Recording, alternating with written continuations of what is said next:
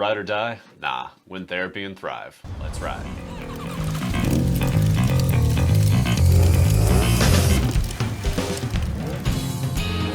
Welcome to the Biker Rebellion.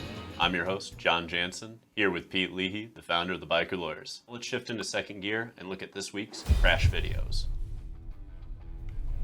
Alrighty, Biker Faithful, we've got a compilation of 8 different legal issues at play, so let's get started.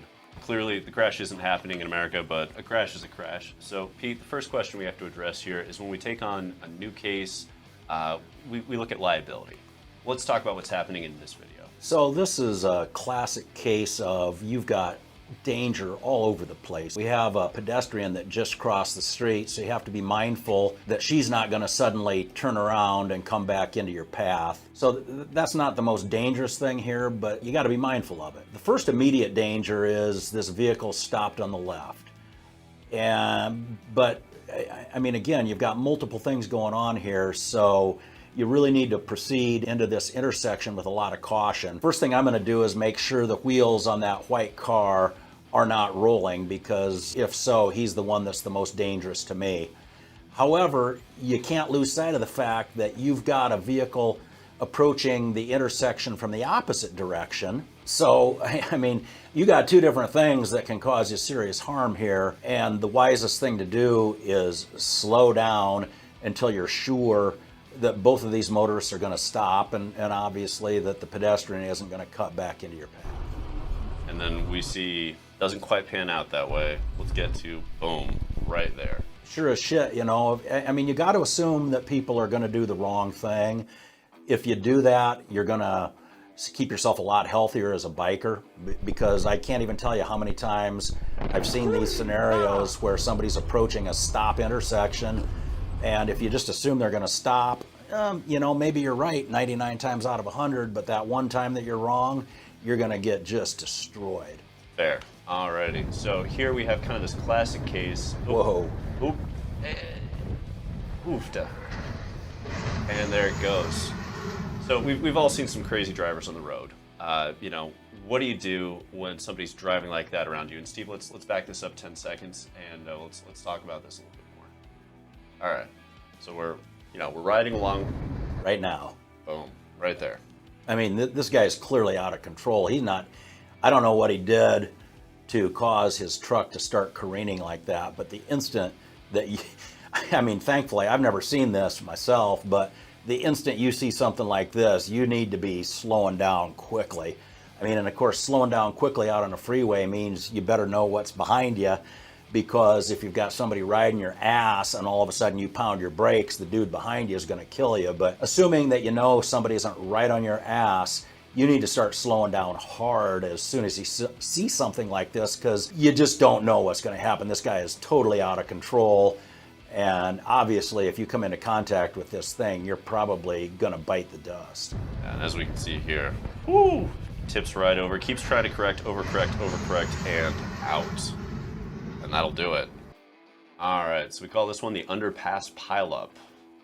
And as we're going to see here, we've got, it looks like an SUV and a Corvette under the SUV. I mean, you look at something like this, how do we even know what happened? You know, like, what kind of scenario leads to this, in your opinion? Well, let's back up 10 seconds here. Right. So right there, I mean, it's impossible to know for sure what happened, but judging by the fact that we've got an SUV that's jacked up by a Corvette, and look at the angle of the SUV. Mm-hmm. It appears to me that the SUV did kind of a radical lane change that the Corvette wasn't expecting. And the SUV is probably going significantly slower than the Corvette. Again, just based on what we're seeing here on the video. So he cuts across the Corvette's lane. The Corvette's going significantly faster than the SUV. And boom, this is what you see. It just knifes right underneath the SUV. Yeah, as we watch that angle, yeah, that's exactly where we'd expect this to come from. Here we are at coming through. Hello. Damn. We're gonna have to back that one up in a moment here, but look at that slow motion, just right into a concrete wall. Yeah. Holy crap. All right, let's back that one up 10 seconds, please, Steve. This one starts hot and fast, right? So what we see here, semi going, and right there. right there. This SUV is doing basically a pit maneuver on itself, which I've never seen, frankly. Well, and I mean, this is one of those deals where I don't even know if you get time to properly react to this, because right now, what I'm seeing, you can't tell that something terrible is about to happen, although you do have that gray vehicle cutting in front of the semi. But I mean, as the gray vehicle continues forward, yeah, see it. So right as it clears the front of the semi, all of a sudden it's like, holy shit. But you've got such limited time to react to this, and you know, what's the right thing to do based on how close it was. If you're on a motorcycle, you might be best off if you just scooted right on through there. But because as you can see, as this continues to play out, you got shit flying all over the road. And I mean, when I say shit, look at that thing in the middle of the lane. That is a huge chunk of concrete, and that's going to bounce up into the air. Oh my God. Oh. I mean, this is just one of those. There's that concrete chunk right there too. We look at it. Boom. Concrete chunk flying. Wow. Yeah, I mean, that alone will kill you, but there's just such limited time to react to that one. That's pretty frightening. I say multiple chunks here. Yeah, this is a rough one. If you can get off onto the right shoulder and just clear through, that might be the best path in this one. As a general rule, when you see shit like this that's about to go down, if you have time to get slowed down and stopped before, that's the thing to do. But this one happens so fast and so close, I really don't know if you do. I mean, this might be one of those where you cross your fingers and just pray that one of those big chunks of concrete doesn't take you out. We entitled this one, Party's Over. As we can see, we got a night ride going and speeding real fast. Uh-oh, here we go, and all the way through. Now, luckily they landed, you know, upright, but let's take that back 10 seconds, please, Steve. Clearly speeding, decides they're going to pass in a no-pass zone. I mean, I look at something like this, and there's probably some drinking involved. It's late at night. Given how dangerous it can be to ride a motorcycle at night, is there an hour where we just need to get off the road to avoid these kinds of situations? A drunk doing stupid shit, passing in a no-passing zone on a curve, that's not necessarily limited to nighttime hours, you know? I mean, it's more likely that that's when you're going to encounter something like this, but I guess my concern about night riding doesn't have as much to do with drunks, although maybe it should. You know, I get more concerned about wildlife, but... oh, yeah. Especially in the Midwest with deer, yeah. Yeah, right. So, I mean, I ride at night. I prefer not to, but I do. Something like this, you know, you got some dipshit passing in a no-passing zone on a curve. I mean, this is the solution in most of the situations, is when you see something going wrong, it's just time to start slowing down. So as the situation unfolds, you can control yourself. But yeah, clearly, as soon as you see that guy passing in a no-passing zone, you know shit's not good. Fair. All right, here's a wild one. We call this hanging out. All right? Pretty simple scenario, right? All right, so looking at this real quick.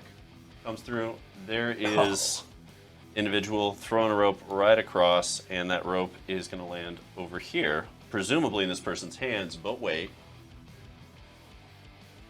Damn. Takes him out, and there's the clothesline. Oof. Right there. Gets completely clotheslined by that rope. Whew. Like, let's say this individual who's like throwing this, I look at them, possibly a company vehicle, right? How does that work if this is, you know, an employee of the company and they do something like this with, you know, the hangman's noose, basically? Yeah, well, if this is a situation where it's a company vehicle, the company is going to be responsible for what that guy just did. And it might not seem like a negligent move to toss a rope over a vehicle to secure a load, but I mean, bottom line is, when you're doing something like that along a roadway, you gotta be sure nobody's coming before you start tossing ropes around. From the motorcyclist perspective, what this kind of reminds me of is riding down a street where there are parked cars, where you need to be aware that a door might come flying open at any instant, right, or a vehicle might pull away from the curb. But as you're approaching a vehicle like this and you see the guy out walking around on the side, I mean, this has the earmarks of caution, and who could anticipate that a noose is going to come flying over the top and clothesline you like that? But, you know, it's just another example of coming too close to a vehicle parked on the side of the road, especially with people moving around it, is super dangerous. So I want to highlight here at the beginning of this video, we have a car passing along the shoulder of the road, not necessarily something that should be done. And then of course another individual goes, okay, I can do that. Oops, not so much. Like, oof. Now what you want to be doing. So let's talk a little bit about like shoulders and whether or not you're allowed to mess with that. Are you allowed to pass people on the shoulder? How does this work? No. Fair enough. No. Fair enough. I mean, that's a perfect example of why. You know, you got a traffic jam and people get impatient. Yeah. And once people get impatient, they start doing stupid things, and that is a perfect example. We've got a case that kind of reminds me of this scenario, but man, when you're in a line of cars, you got to be watching out for people doing stupid shit like that guy just did. I mean, the dude driving the pickup truck probably isn't going to get hurt by that, but let me tell you what, if you're on a motorcycle and somebody does that, you know that's a bad situation. Yeah, you're going to get wrecked if you're on a motorcycle and you get rear-ended like that. Alrighty, and this brings us to the final video. We call this one the Fourth Amendment rights. Of course I've asked you numerous times for your information and you're refusing to do so. I'm not refusing. If I committed a crime, I would absolutely give you my ID. All right. You've been stopped for a traffic violation. I got stopped for a GoPro on my helmet. Alright, so what we have here already, GoPro running up here on the side, as you can see. Cops stopped for a traffic violation. GoPro individual is saying, no, you stopped me because I have a GoPro on my I helmet. told you it's a traffic violation. That's a violation. So go ahead and get your sergeant here. Okay, I've told you it's a violation, so you're still refusing to produce your information. If when you've been you can informed that you've articulate a crime that I have committed, I will ID. Until then, I do not have to ID. Alright, so he's already saying, I'm not giving you my ID, I'm not going to give you information, unless you can tell me why you've stopped me, and saying it's a traffic violation is not something that is apparently enough for the biker with the GoPro to give him that In information. fact, this is a violation of my Fourth Amendment right. So then it brings up the Fourth Amendment right, which is protection from unreasonable search and seizure by the government. Right, and I am now invoking Title 18, Section 242. And invoking Title 18, Section 242 as well. 42, deprivation of rights and the Keep color of moving law. along here. If you do one more movement without getting your sergeant here, you're. Did you hear me? Did you hear me? Get your sergeant here. I'm I'm done speaking to you. I told you I am done talking. I am now invoking my Fifth Amendment right to stay silent. And there's that Fifth Amendment right, staying silent. Okay. Failed to produce your information. Then what? You're gonna You were arrest in me? jeopardy of being So that'd placed be under arrest. kidnapping, and I already invoked Title. And calling it a kidnapping if the cop decides to 18, arrest Section him. 242. How is that kidnapping?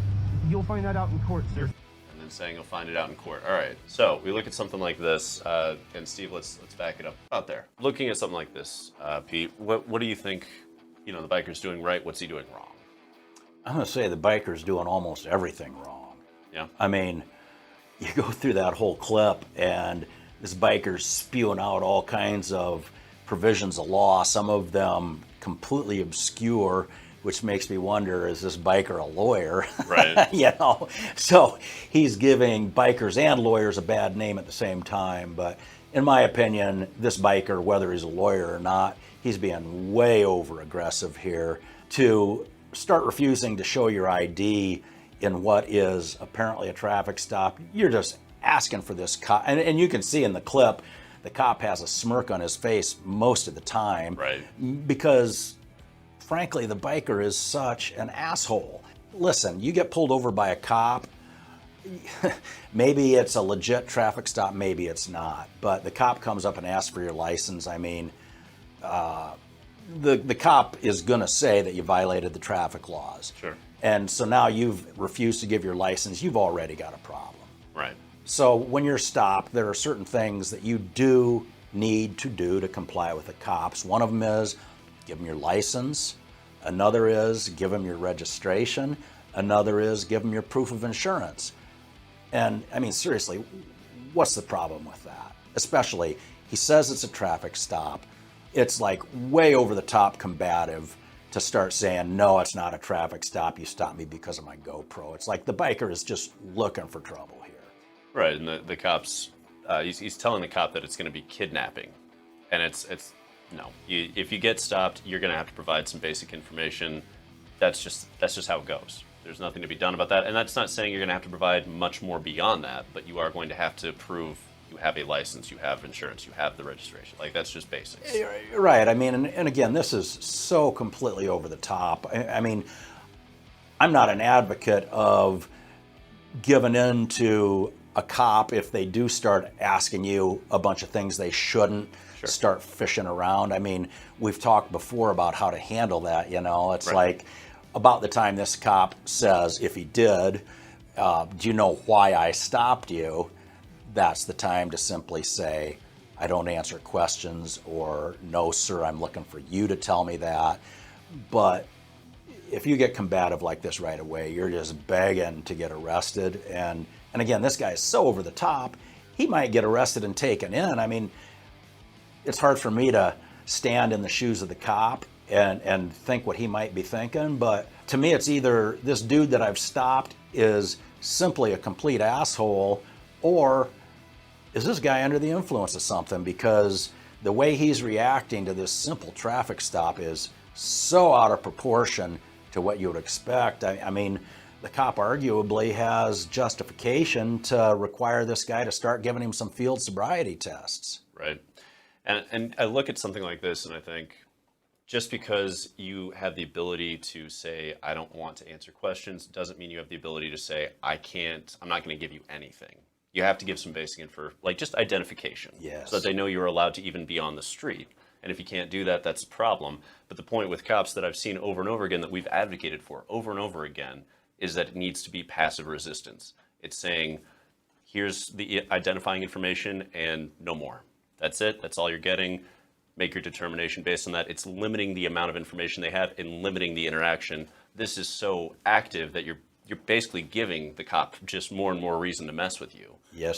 Which is not what you want. It's not what you want. And cops don't go to law school. So if you quote obscure law at them, they have no idea what title, whatever. They don't know. They have no idea. Until next time, rebels, ride with us.